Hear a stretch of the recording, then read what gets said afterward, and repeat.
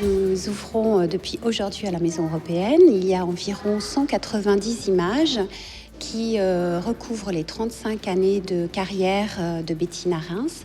Elle a commencé à la fin des années, début des années 80, mais vraiment 85, ça a été le grand début. Elle a photographié très rapidement des célébrités, d'abord françaises, puis internationales. Et donc, dans cette exposition, on trouve à la fois son travail commercial, puisqu'elle a travaillé pour des magazines, des marques, des créateurs de mode, mais aussi son travail personnel, puisque parallèlement, elle a développé des séries sur des questions qui l'intéressaient plus intimement. Elle réussit à aborder ces questions de la place de la femme, de la façon dont on vit avec son corps, de comment on peut être séduisant sans forcément être dans un canon de beauté ou dans un style. En France, elle a fait quelques rencontres très importantes de femmes qui sont restées des muses un peu tout au long de sa carrière. Ainsi, on voit Charlotte Rampling plusieurs fois dans cette exposition, d'une toute première photo dans les années 80 jusqu'à une dernière en 2000. Et puis Monica Bellucci, donc, qui est derrière moi, est aussi une de ses muses. Elle l'a rencontrée très jeune. Elle a fait avec elle une publicité, je crois que c'était pour du maquillage. Monica devait vraiment être au tout début de sa carrière. Ça, c'est une des photos, bien sûr, les plus iconiques.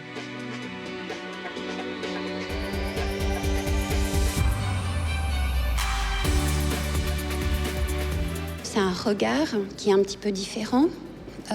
Effectivement, elle ne photographie pas les femmes de la même façon que les hommes ont l'habitude de les photographier. Elle bouscule un petit peu les codes de la photographie. Le nu, c'est pas la raison pour laquelle elle photographie. Elle cherche plutôt à montrer des sentiments. Mais c'est vrai qu'on voit rarement des photos de femmes énervées, fâchées ou qui mangent en se mettant de la sauce partout.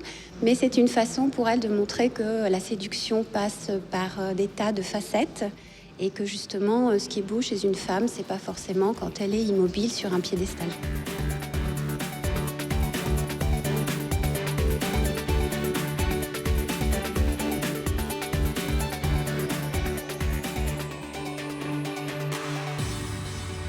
C'est une photo de mode pour des chaussures. Mais encore une fois, c'est une façon un petit peu différente d'aborder ça.